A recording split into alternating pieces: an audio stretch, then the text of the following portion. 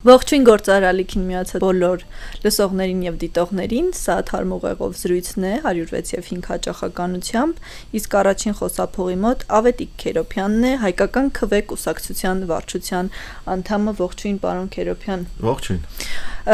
Նախորդ անգամ երբ մենք զրուցում էինք, այն ժամանակ դեռևս ձեզ ներկայացնում էի հայաքվեից, այս անգամ արդեն կուսակցությունով եք հանդես գալիս։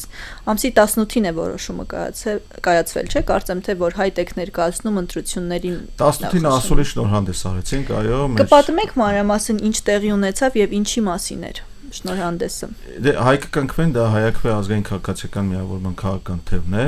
որով մենք մասնակցելու ենք 2026-ի ազգային ժողովի ընտրություններին։ Մենք այդ ասուլիսին ներկայացրեցինք մեր քաղաքական ծրագիրը, համառոտ իհարկե, պատասխանեցինք լրատվամիջոցների հարցերին։ Ընդհանրապես ասած, մենք շատ մեծ ուշադրություն ենք դարձրել եւ մանրամասն մշակել ենք մեր քաղաքական ծրագիրը, եւ պետք է ասեմ, որ այսպես բավական տարբերվող քաղաքական ծրագիր ենք ներկայացրել, մասնավորապես հենց անվտանգության եւ պաշտպանության հարցերը շատ մշակված եւ միտված մեր պետության հարատև եւ կայուն զարգացմանը։ Եվ պետք է ասեմ, որ այս սրա մասին առնվազն այս պայն քաղաքական հայտ ներկայացրած քաղաքական ուժերը շատ քիչ են խոսում, շատ են խոսում իրենց այս ինչա մետ կամ այն ինչա մետ լինելու մասին, հայամետ լինելու մասին ընդհանրապես չեն խոսում եւ Հայաստանի անվտանգությունից եւ պաշտպանությունից կարելի է համարել չեն էլ խոսում։ Իսկ որ տնտեսությունից խոսում են, տնտեսությունը զարգացնելուց, դա հայամետության մասին չի։ Դե գիտեք, տնտեսություն կարելի է շատ ձև զարգացնել, շատ ձևեր կան տնտեսություն զարգացնելու, կա օլիգարխիկ ձևը տնտեսության զարգացման միջև այսօր այդ ձևով է զարգանում, երբ հարստությունը կուտակվում է շատ փոքր քանակով մարդկանց ձեռքերում կամ գրպաններում, իսկ աղքատությունը չի նվազում, գործազրկությունը նկարած թվերով գուցե նվազում է, բայց զբաղվածությունը եւ արժանապատիվ զբաղվածությունը, որ թույլ է տալիս արժանապատիվ կյանք վարել, այդ զբաղվածությունը չի աճում, խոսում են տեղերի օրինակ, գներից կամ աշխատատեղերից եւ այլն, մա չեմ ուզում քննադատեմ մարդկանց քաղաքական ծրագրերը, ավելի մերինից խոսենք։ Այո, խոսենք ձերինից։ Մեր ծրագրի մեջ տեսական զարգացումը, սոցիալական արդարությունը, կրթության գիտության զարգացումը, մշակութային ժառանգության պահպանումը եւ այն որպես այցեքարտ ներկայացնելը շատ ցայտուն կերպով ներկայացված է, միջավայրում դրա մասին էլ շատ քիչ են խոսում։ Եվ պետք է ասեմ մի բան, որը որ մենք հստակ կերպով առանձնանում ենք մյուսներից, դա Արցախի հարցն է,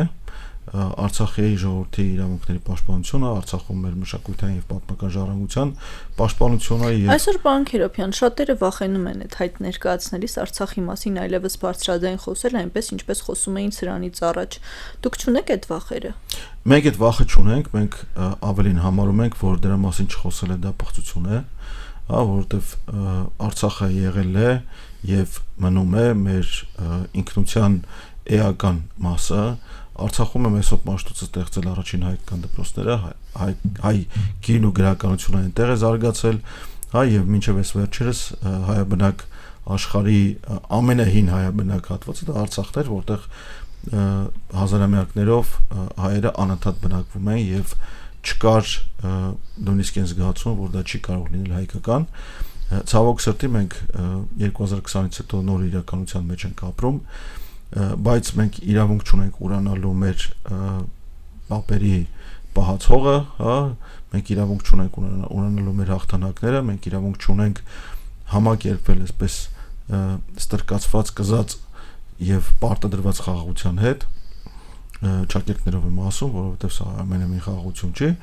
Իսկ Արցախը, այո, Արցախը պետք է լինի մեր քաղաքական ծրագրում եւ պետք է լինի Հայաստանի Հանրապետության քաղաքական օրակարգում։ Ինչ ձևաչափով Արցախը պիտի հնչի ձեր կողմից։ Ինչ եք ասելու Արցախի մասին։ Տեսեք, պետք է իրատես լինել, մենք այսօր չունենք այն ռազմական ուժը, որը անհրաժեշտ է խաղաղ ճանապարհով Արցախ վերադառնալու եւ կամ Արցախը վերադարձնելու համար։ Բայց մեր ձեռքին կան կռվաններ, Հայաստանի մասին է խոսքը, կան կռվաններ, կա անվերապահ հայկական մշակութային եւ պատմական ժառանգությունը Արցախում, կան մեր եկեղեցիները, կան մեր հողը, կան մեր պապերի, տատերի գերեզմանները, հա կան այնտեղ են մեր արմատները եւ իմիջիայլոց եթե մենք դրանցից հրաժարվենք, ապա հայ կոչվելու իրավունք չունենք։ Չի կարելի հրաժարվել Կարենից, Վանից, այնպես ինչպես չի կարելի հրաժարվել Դադիվանքից եւ Ամարասից, չի կարելի հրաժարվել Մարտակետից եւ Հադրութից, հա, եւ եթե մենք դրանից հրաժարվենք, եթե մենք դա ուրանանք, ապա կուրանանք մեր ժողովրդի մի էական մասին, որը ծագում արմատներով այնտեղից է, հա, բայց կուրանանք մեր ինքնությունը իրականում, որովհետեւ այնտեղ է էլի իմ կրկնում Մեսոպ Մաշտոց հիմնադրել առաջին հայատար դպրոցը։ Ձեր ընտրազանգված այն մարդիկ են, ովքեր պատրաստ են հիշել ու պահանջել, ճիշտ եմ հասկանում, եւ դրանից այն կողմ մարդիկ, ովքեր որևէ կերպ հաշտ են այս իրավիճակի հետ, չեն մտնում ձեր ընտրազանգվածի մեջ։ Այս իրավիճակի հետ հաշտ լինելը դա մարդ պետք է շատ պիղծ լինի իրականում, որպեսզի ամբողջությամբ եւ անկեղծորեն հաշտ լինի այս իրավիճակի հետ, հա, որտեղ այս իրավիճակը իրականում հայկական շահի ոտնահարում է ամբողջությամբ, եթե նայենք տեսնենք թե ինչպես է այսօրվա իշխանությունը կամ իշխանության մաս կազմող ուժերը ոտնահարում հայկական շահը, ապա պարզ է դառնում, որ այս իրականությունը կամ այս իշխանության հետ հաշտ լինել նշանակում է լինել հակահայ, հա, նշանակում է չլինել հայ, հայ դա այսպես էջմիածին գնացող ժամանակ առ ժամանակ կամ Սևան կամ Գառնիկ եղած գնացողը չէ, հայ դա հայրենաճանաչ, հայրենասեր, հայրենատեր եւ հայրենապահանջ հայն է, որը համարում է, որ Հայաստանում ունի ապրելու եւ իր երեխաներին մեծացնելու լիակատար իրավունք, իսկ մենք այդպիսի իրավունք ունենք, բնական իրավունք ունենք նաեւ Արցախում։ Պարոն Քերոբյան, վստահ եմ, որ առիթ ունեցել եք շփվելու գոնե 1-2 մարդու հետ, ովքեր հաշտ են այս իրավիճակի հետ։ Ովքեր են այդ մարդիկ։ Այդ մարդիկ նյութապաշտներն են։ Այդ մարդիկ են, որոնց համար այսօրվա կուշտ փորը ամեն ինչ է, լծված գրպանը ամեն ինչ է, հա, եւ իրենք բայց կուշտ մարդիկ են, այս պահի դրությամբ կուշտ մարդիկ են հաշտ, թե հակառակը։ Չէ, հաշտեն են մարդիկ, որոնց համար կուշտ լինելն է ամեն ինչ։ Հա, իրենք կարող է այսօր կուշտ չլինեն, հա, կա ընտրազանգվածի մի մեծ խավ, որի համար իրենք ընտրախոստումներով են կշտանում, հա, եւ բացարձակ հրաժարվել են վերլուծելու կարողությունից, վերլուծելուց, հա, եւ ընդհանրապես ընտրախոստումներով կամ ընտրակաշառքով են առաջնորդվում։ Այսինքն շատ հաճախ այս իշխանության շուրթերից բերանից հնչում է ասֆալտը, ճանապարհներ եւ այլն, գիտենք թե ինչ արժեք ունի այդ ասֆալտը, ճանապարհները, հա, որոնք Անձրևի եւ Ձյան հետ հալվել գնացել են եւ դարել են համազգային չարիք իրականում, հա, Երևանում բոլոր ավտովերանորոգման արհեստանոցները լիքն են ջարդված մեքենաներով, հենց վատ ասֆալտի պատճառով ջարդված մեքենաներով, եւ բայց դա միայն մեքենաների խնդիրը չէ, հա, դա այն խնդիրն է, որով որ այսօր մեզ փորձում են խաբել, հա, բայց դա դառել է քաղաքական գործոն, սուտը դառել է քաղաքական գործոն, հա, եւ այդ ստով փորձում են մեզ կերակրել, փորձում են խաբել, բերել եւ քվեարկեցնել իրենց օգտին։ Ես վստահ եմ, որ դուք ինձ հետ համամիտ կլինեք, որ սրա հիմքում նաեւ վատ կրթությունն է, երբ կարողանում են մարդկանց խաբել։ Երբ մարդ անվերապահորեն հավատում է հեռուստացույցի էկրանից հնչողին, հա, եւ չի այսպես գործի դնում իր վերլուծելու կարողությունները, ավելին ասեմ, երբևէ չի բացել կարդացել կառավարության ծրագիրը կամ նախընտրական ծրագիրը նախորդ ընտրություններին մասնակցած ուժերի կառավարության ծրագիրը մենակ սրանց մասին չի խոսքը, հա, նաեւ նախորդների եւ ընդհանրապես համակերպվում է իր կողմից վճարվելիք հարկերը եւ դրա դիմաց այսպես բարեհաճության կամ ողորմածության տեսքով արվող ասֆալտի հետ, հա, այդ մարդը քաղաքացի չէ, ինքը անոնով է քաղաքացի, բայց եւ ինչ որ իրավունքներով, բայց իրականում ինքը չի մասնակցում երկրի կառավարմանը, հարկերները իրենը չի համարում, իրականում իր կողմից վճարված հարկերը իրենը չի համարում, քանի դա ինքը անձամբ չի վճարել, հա։ Հիմա տեսեք օրինակ Միացյալ Նահանգներում մարդիկ անձամբ են վճարում իրենց հարկերը, հա, գործատուն վճարում է կամ ինքը ունի եկամուտ, հետո գնում հարկային դեկլարացիա լրացնում եւ անձամբ վճարում է իր հարկերը։ Մեր մոտ դրա պակասը կա, մեր մոտ չկա այդ գիտակցությունը, որ հարկերը դա ինչ որ մի վերացական բան չէ, հա, հարկերը դա ուղիղ մեր գրպանից պետության կամ իշխանության ձեռքով վերցված փող է, եւ մենք դրա համար դրան պետք է պահանջատեր լինենք, հա։ Մեր հարկերով մեզ շատ թանկարժեք գովազդային հոլովակներ են նկարում եւ հրամցնում իբր թե կատարված աշխատանքի հաշվետվություն։ Հա, օրինակ կբերեմ, օրինակ անցյալ ամիս Պաշտպանության նախարարի պաշտոն զբաղեցնող անձը մամլոասուլիս տվեց, սկսեց արդարացումներով, որ ինչ որ վիճակներ կա, որ ինքը դրա շահառուն չէ, պատասխանատուն չէ եւ այլն, մոռանալով նշել, թե ինքը քանի տարի է պաշտոնավարում։ Հա, վերջի ժամանակների ամենաերկար պաշտոնավարած պաշտպանության նախարարն է, առնվազն 16 թվականից այս կողմ։ Հա, եւ եթե ինչ որ բան տեղի ունենում, լավը իրենցով են անում անմիջապես, հա, եւ գովազդային հոլովակներ են նկարանում, օրինակ ասենք հնդկական զենքերի կամ ինչ որ ամրաշինական կառույցների միջելուց, որոնք պարունակում են քրեական հանցագործության էլեմենտներ։ Տարածումը իհարկե, այս շաբաթ մի փոքր գրառում էի արել, մեջ բերելով պետական գաղտնիքի մասին օրենքի եւ ընդլայնված գերատեսչական ցանկերից հատված, հա, հաղումներ եմ դրել, մեր ունկնդիրները կարող են գնալ իմ Facebook-յան էջում նայել, հասկանալ եւ համեմատել, հա, այն ինչը համարվում է պետական գաղտնիք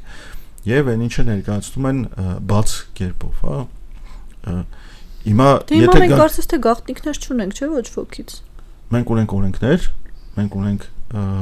օրենսդրական դաշտ, որը պարտադիր պետք է լինի բոլորի համար, անկախ նրանից դու իշխանություն ես, ընդդիմություն, թե հասարակ քաղաքացի, թե օտարերկրյա քաղաքացի,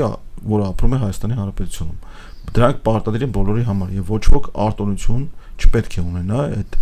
օրենքը խախտելու կամ լինելով այսպես օրենսդիր կամ գործադիր իշխանություն դրան վերաբերել կամայականորեն, հա, կամայական մեկնաբանելը դա։ Հիմա ակնհայտ է, որ մենք գործ ունենք ազգային անվտանգության լուրջ խնդիրների հետ, հա, մենք գործ ունենք մարդկանց հետ, որոնք անպատասխանատու կերպով են վերաբերում պետության կառավարմանը, անպատասխանատու կերպով են վերաբերում իրենց լիազորություններին եւ պարտականություններին էլ։ Այս իրավիճակի հետ ես հաշ չի մեր քաղաքական ուժը, հաշ չեն, ես համոզված եմ, լիքը քաղաքացիներ, որոնք օրինակ 2021-ին 4% կլինեն այդ քաղաքացիները, գոնե։ Իրենք 40 էլ կլինեն, հա, վերջի սոցհարցումներով ընդամենը 60%-ն են տրամադրվածի այս կամ այն կերպով կողմնորոշված, 40%-ը կամ հրաժարվում է պատասխանելուց, կամ չի կողմնորոշվել, կամ սպասում է ինչ-որ փրկչի, միջելուց դա շատ վատ հակում է, հա, մեր փրկությունը մեր ձեռքերում պետք է լինի, մենք ինքներս պետք է լինենք մեր փրկության ճարտարապետը եւ շինարարը։ Միջալոց մեր քաղաքական ծրագրի հենց անվտանգության եւ պաշտպանության մասը հենց դրան է վերաբերվում, որ մենք բոլորս յուրաքանչյուրս լինի դա պետական կառավարման մարմին, տեղական ինքնակառավարման համայնքներ, մասնագիտական թե տեղական, հա, կլինեն անհատ քաղաքացիները, կլինեն այն քաղաքացիները, որոնք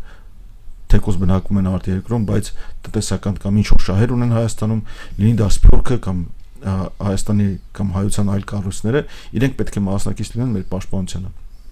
Եվ պաշտպանությունը դա չի նշանակում միայն ռազմական պաշտպանություն կամ ռազմական անվտանգություն։ Դրա մեջ մտնում է եւ ներքին եւ սահմանային անվտանգությունը, դրա մեջ մտնում եւ սոցիալական եւ հոգեբանական անվտանգությունը, հա, մենք գիտենք, որ օրինակ տեղեկատվական պատերազմում մենք պարտված ենք 3 միլիոն զոհ ունենք տեղեկատվական պատերազմում, յուրաքանչյուրը այս կամ այլ կերպով առնչվում է ապա տեղեկատվությանը եւ զորք լինելով կամ բավարար ջանք չգործադրելով այդ տեղեկատվությունը կամ ապա տեղեկատվությունը վերլուծելու, ինքը ակամայից զոհ է դառնում հենց այդ տեղեկատվական պատերազմում։ Մենք պետք է դա էլ վերականգնենք։ Մենք չունենք քաղաքացիական պաշտպանության իրական համակարգ։ Երևանում փողոցներում ում հետ քայլես, հարցնես թե եթե հիմա ռումբը գավ այստեղ, իսկ դա բավական հավանական է, որովհետև թուրքական հրետանին հասնում է կամ հրթիռները հասնում են Հայաստանի ցանկացած կետ, իրենք կշփոթվեն։ Ինչ է անելու, իրենք կշփոթվեն։ Իրենք չգիտեն մոտակա տեղը, իրենք չգիտեն, որ օրինակ մետրոն դա հենց պատասխանելու տեղը։ Աչուձախ կնային մետրոյի կողմը չեն նայի։ Դա իրենք չգիտեն թե ինչ է պետք անել առաջին հերթին։ Իրենք չգիտեն օրինակ որ պետք է տանը ունենալ ջրի 4 սննդի երկրպագող սննդի պաշար։ Չգիտեն որ պետք է ունենալ փաստաթղթերի պրիմիտիվ բան եմ ասում, բայց փաստաթղթերը պետք է ունենալ ձեռքի տակ, առնվազն անձահաստատող փաստաթղթերը, հա, որպեսզի դրանք չկորեն, հա, ինչ որ պարագայում, եւ որպեսզի դրանք վերականգնելու համար երկար ժամանակ չպահանջվի։ Հիմա լիքը բաներ կա։ Իսկ ինչ վերաբերում օրինակ անմիջապես ռազմական պաշտպանությանը, հա, դա չի կարող թողնվել միայն բանակի հույսին։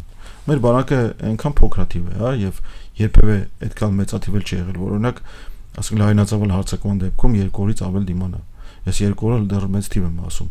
Մենք այսօրվա պարագայում ունենք այնպիսի տեղեր, որտեղ 2 ժամը հրաշք կարող է թվալ, որովհետեւ դիրքերը այն աստիճանի մոտ են եւ այն աստիճանի անբարենպաստ, հա, որ կախված են ուղակի մեր դիմաց կանգնած թշնամու քմահաճույքից։ Ասենք կոնկրետ դիրքեր կան Հայաստանի սահմաններում, չէ՞, այդ բանին ոնց կճիշտ բարեհաճությունից, հա, այնպիսի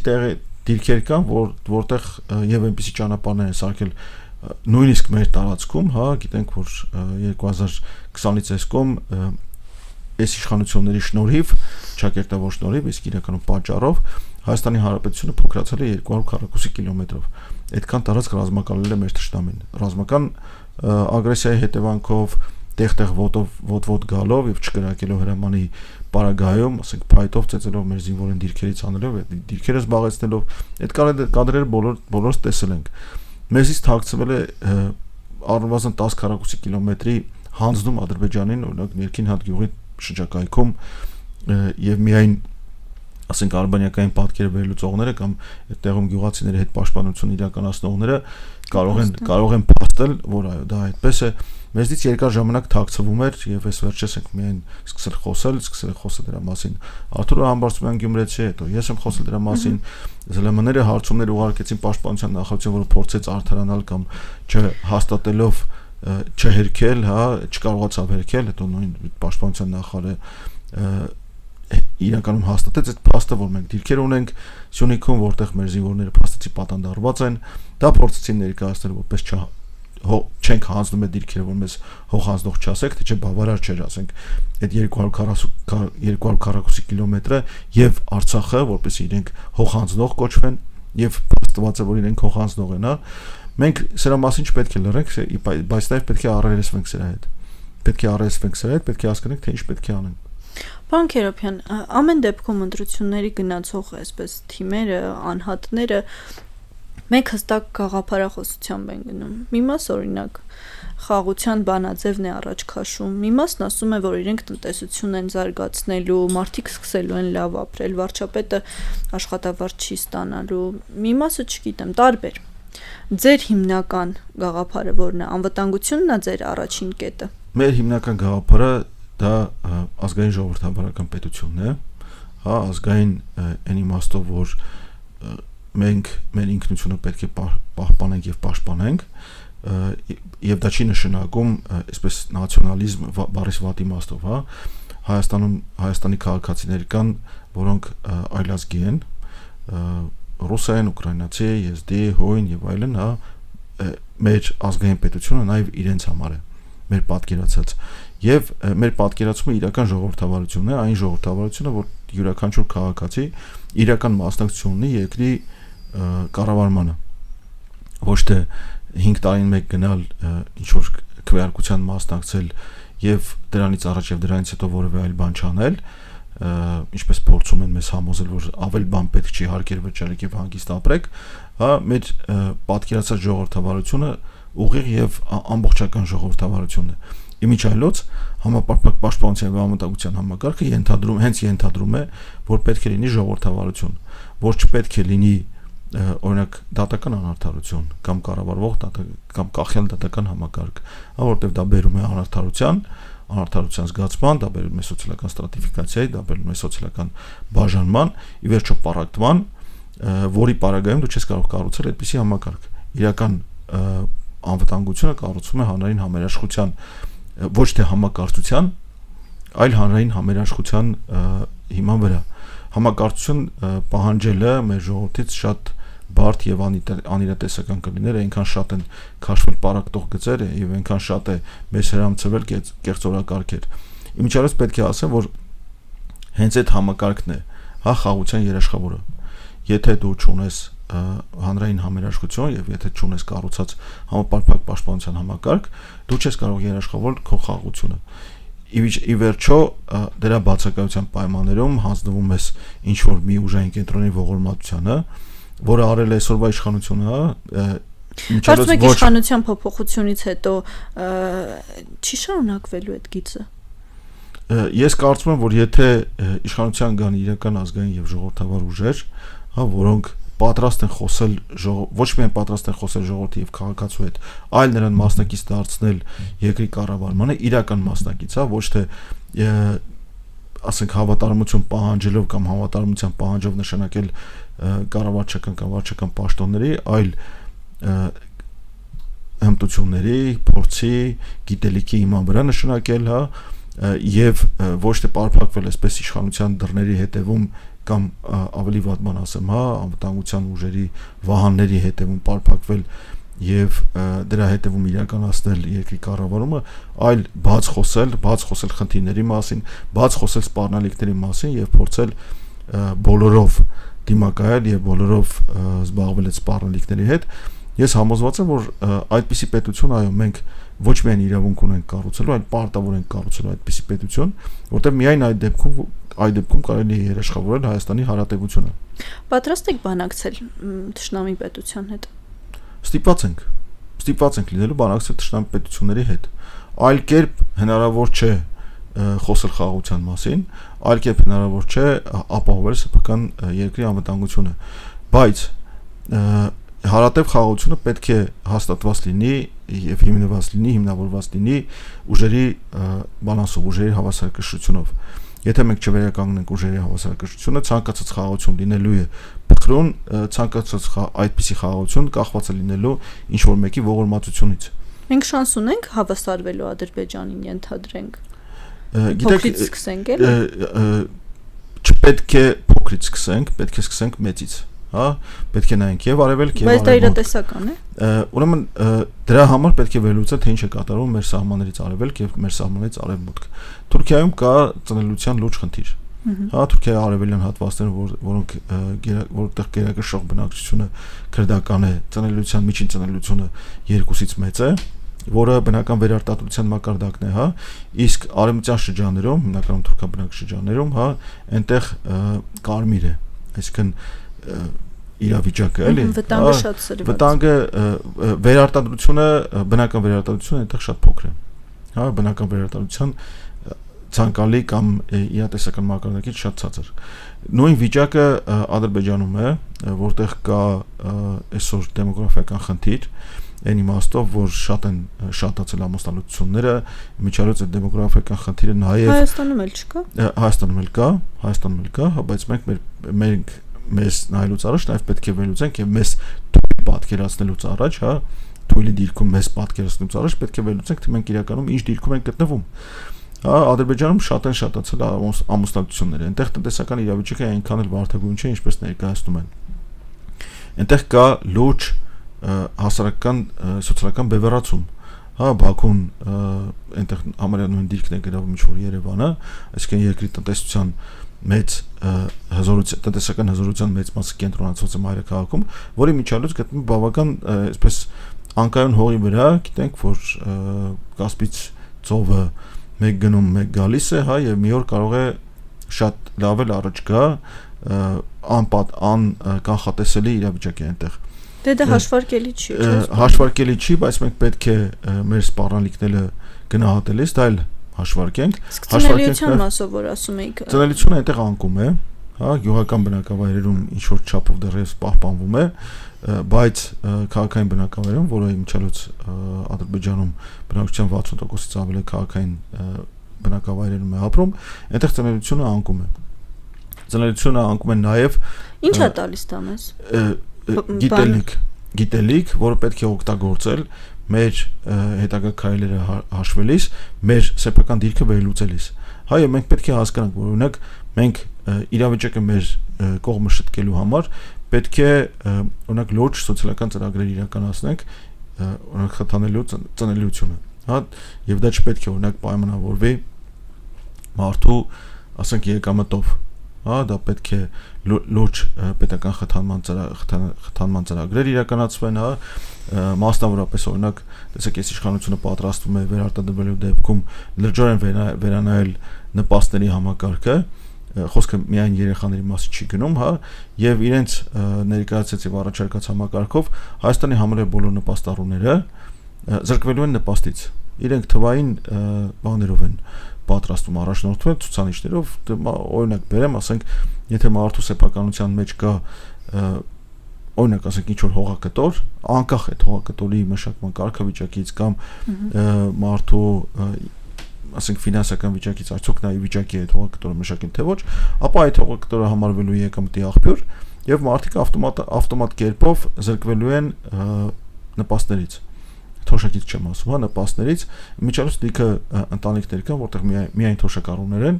տնային տնտեսություններ կան գյուղերում, մանավանդ որտեղ միայն թոշակառուներ են եւ նրանք ավտոմատ կերպով զրկվելու են այդ նպաստից, հա։ Կան նաև շատ այլ ցուցանիշներ, որոնց համադրությամբ կամ որոնց հիման վրա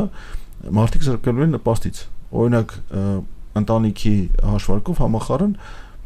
մասնավոր օրինակ եմ բերում, համախառն, ասենք 10,000 դրամից ավել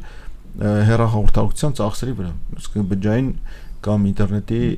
ծախսի վրա։ Պատկերացրեք, ասենք, մարդը տանը ունի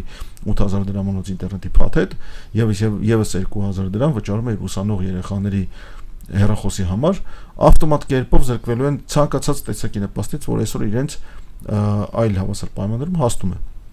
Այսօրվա պայմաններում սա հետաձգված ռումբ է, որը դրված է այս իշխանությունը ընդունելը, բայց հետաձգել է մինչև 2026-ի հուլիսի 1-ը դրա ընդունելը։ Եվ էլի շատ այսպիսի բաներ կան։ Հիմա մենք իշխանության գալու պարագայում եւ թող մեր ունկնդիրների եւ դիտողների համար պատրանք չստեղծվի, որ մենք տպավորություն չստեղծի, որ պատրանք ունենք, որ միայնակ ենք հաղթարելու ընտրական շեմը, իմիջիայլոց որի դեմ նաեւ պայքարելու ենք, որի իջեցնելը նաեւ մեր քաղաքական ծրագրի մաս է կազմում, եւ իրական ժողովրդավարությունը իրականում հենց դրա մասին է, որ շահերի բոլոր նշանակալի խմբերը պետք է ներկայացված լինեն ազգային ժողովում եւ մասնակցեն կառավարմանը։ Մենք դրա իշխանության գալու պարագայում այս ազգային եւ ժողովրդավար ուժերի հետ միասին հետամուտ ենք լինելու, որպեսզի երկրում վերականգնվի սոցիալական արդարությունը, երկրում վերականգնվի հանրային համերաշխության մթնոլորտը, որի համար անհրաժեշտ են իրական բարեփոխումներ, օրենսդրական, սահմանադրական, հա, թող ոչ ոք չկարծի, որ 2015 թվականի պղծված սահմանադրությամբ ենք շարունակելու առաջ շարժվել, այդ սահմանադրությունն է, որ նաև թույլ չի տալիս երկրի կայուն զարգացում, այնտեղ կան բավական այսպես վիճելի դրույթներ, որոնք իրականում պատճառ են դարձել մեր այսօրվա փաստացի իշխանության յուրացման մենաշնորհացմանը։ Միայնակ չեք գնալու ընտրություններին։ Ոչ, եւ հենց մեր ասուլիսի ժամանակ էլ հայտարարեցինք, որ բանակցում ենք մեր հետ քաղաքական համահունչ ծրագրեր ունեցող ուժերի հետ։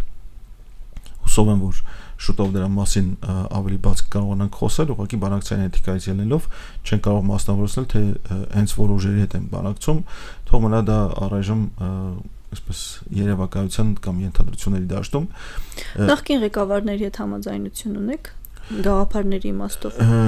Իրեք նախկին ղեկավարներից յուրաքանչյուրը ինչ որ չափով մեղավոր է այսօրվա մեջ, հա, եւ ես չեմ տեսել, որ իրենցից որևէ մեկը, հա, մեղքի իր բաժինը ընդունի, հա։ Երկխոսություն կամ այսպես քննարկումներ, բանակցություններ չեն բացառում, բայց իրենց հետ իրենց քաղաքական ուժերի ճանապարհ անցնել առնվազն այսօր դա չի քննարկվում։ Ամեն դեպքում պետք է ասեմ, որ իրենք էլ դեռևս